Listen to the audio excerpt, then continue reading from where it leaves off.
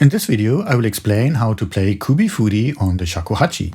When it comes to Kubi furi, students are often told, just imitate me.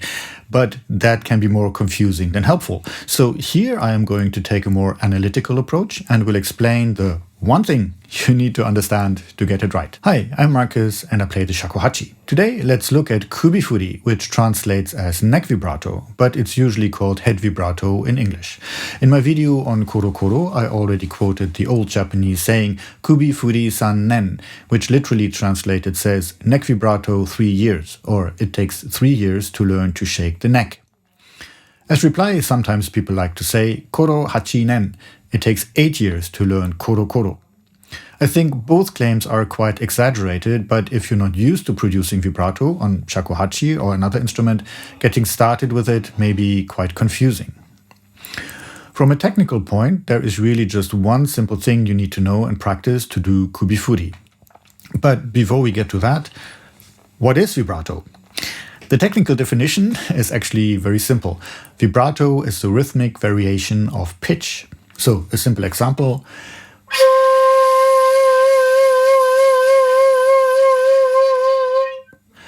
You can hear the pitch going up and down.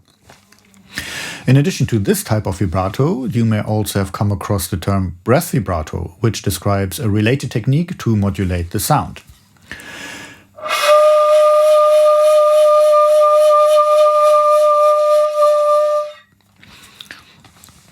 On flutes like the shinobue, for example, so like the shinobue, this is really the only type of vibrato you can produce reliably. You do usually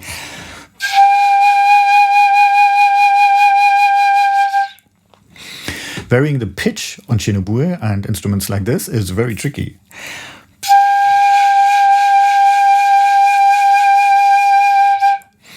Yeah, you can do it, but it's tricky and it's very, very unstable. So this is usually not done.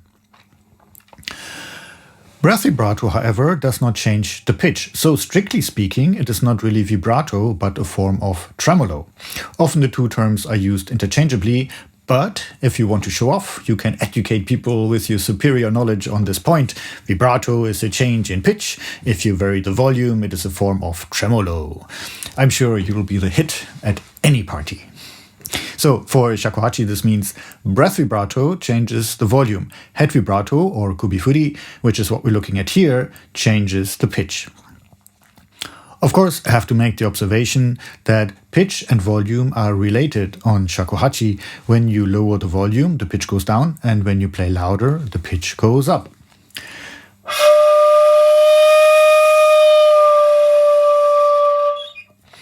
So maybe breath vibrato is not just a pure tremolo on the shakuhachi after all. Please discuss in the comments. And while you're there, of course, like and subscribe. Thanks. To understand vibrato, it is useful to be clear about its two components. It consists of the amount and the speed of pitch variation. So the first thing you can vary is the amount. And this means how much the pitch goes up and down. I can do small change, larger change, okay? The second thing is the speed or the frequency of the change. This means how fast the vibrato is. Slow vibrato, fast vibrato,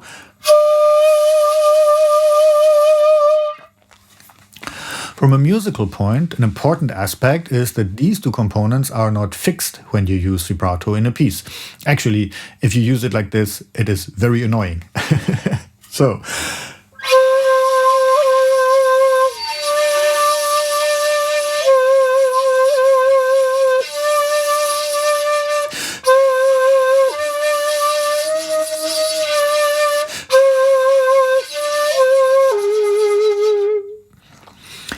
yeah, I'm sure you didn't like this rendition very much.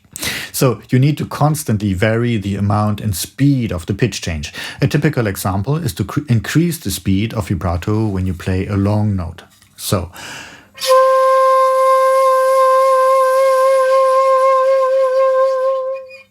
So, how do you do Kubi furi? As we just said, vibrato means to vary the pitch rhythmically. And how do you change the pitch on shakuhachi? Exactly by using meri and kari. There are two main directions in which you can do this. Going up and down, this is tate yuri, or vertical vibrato, and going side to side, yoko yuri, horizontal vibrato. So, tate yuri, yoko yuri.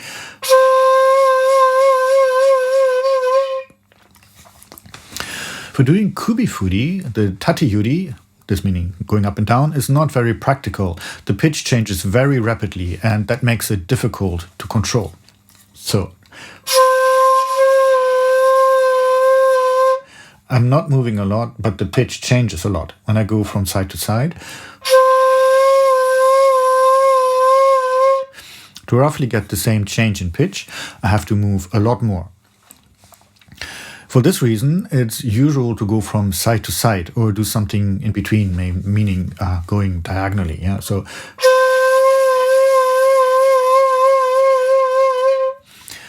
this way, the vibrato is much better to control. It's much easier this way. When you simply go from one side to the other and back, you may notice that this is very unstable. So,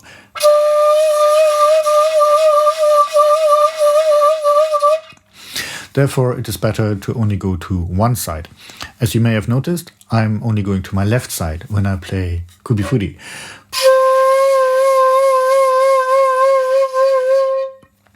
The one thing that I hinted at earlier that you will need to understand and practice, and that will make all of this much easier, is to identify one point where the shakuhachi touches the lower lip and use that as the pivot point. Pivot!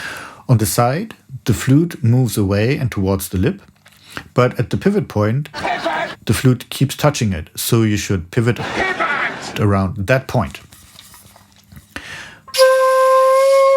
Opening here, this stays the same.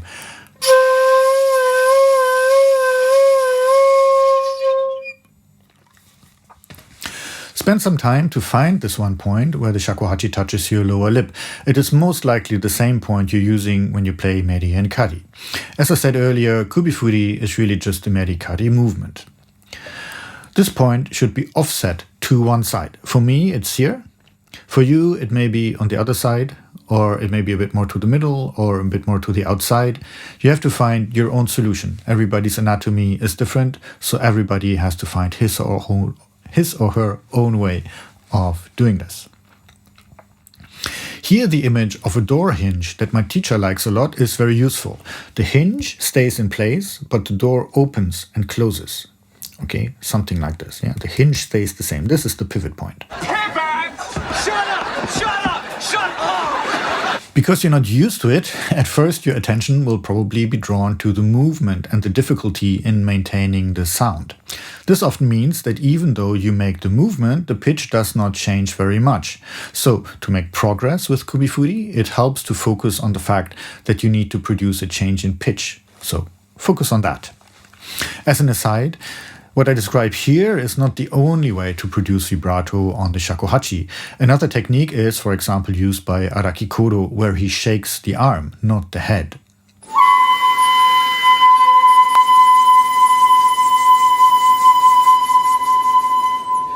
I've heard that this may go back to the komuso, where it was a bit difficult to shake the head when wearing a tengai. This big thing just moves around. So if you move your head, this thing just moves around a lot. It's terrible. So I tried it.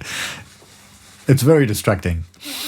But if you're not wearing a tengai, it's usually easier to do vibrato with the head. Okay, so the neck has many muscles, and this makes it easy to control.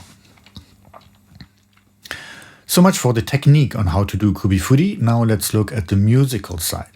Speaking generally, the reason that vibrato, not just Kubi furi, is confusing for most players at first is mainly that vibrato is just extra. With this, I mean that you can play a melody with or without vibrato. The melody is the same. It is really just an ornamentation that is added for musical expression. So initially, it is a bit like doing two very different things at the same time, and there is really no trick in learning how to coordinate this. The best approach here really is to jump in and do it. After the question of how to do vibrato, the most common next question is when, how much, and what kind of vibrato to use. Okay, so the next three questions. Okay, when, how much, and what kind of vibrato to use. To that, I usually respond that you have heard a lot of vibrato in your life. Every song, every opera aria has a lot of vibrato in it. Okay, so you hear it constantly. And so this means you know how it sounds. And basically, you will be able to intuitively tell if the vibrato that you're doing is right or wrong. But let me give you a few pointers. As I said earlier, if you're using the same vibrato throughout the piece, it becomes very annoying very, very quickly. So you will want to add some variation to it. When you play a long note with vibrato, you will not use the same speed throughout. Maybe you start slow, speed up, and then slow down again at the end.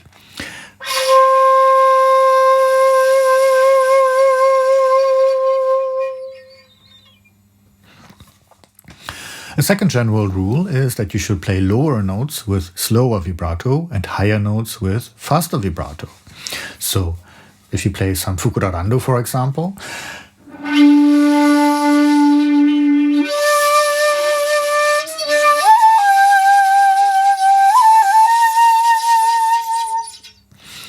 so yeah, three long notes, otsuro, kanoro, kanore, and sanu.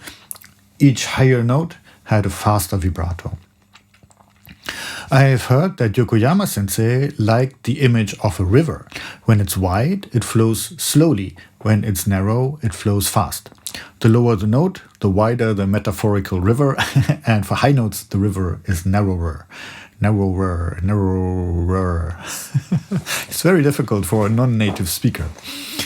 Okay, so this image of a river, I like very much. Yeah, so it's a good mnemonic to know when to play slow vibrato, when to play high vibrato, fast vibrato. Okay. You should also think about how much of a pitch change sounds good. Having just a small change in pitch evokes more of a calm emotion, whereas big changes in pitch are very dramatic. Think of the cliché of an opera singing at the most dramatic moment in an aria. But as rule of thumb, often for lower notes, it is good to produce a smaller change in pitch, whereas for higher notes, you produce a larger one. Finally, a comment on vibrato in Honkyoku. Again, going back to what I've heard about Yokoyama sensei, he has said, so I've been told, that you should not use vibrato in Honkyoku. However, if you listen to his recordings, you will notice that he actually did use it. So what he probably meant was that you should not use vibrato throughout, but only very sparingly. And actually, when you do it like this, it is similar to the technique of using mawashi yuri.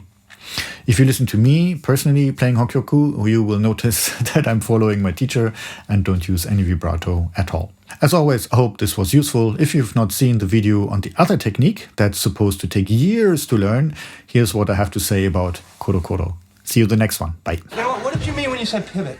Okay, I don't think it's gonna pivot anymore. You think? I can't believe that didn't work.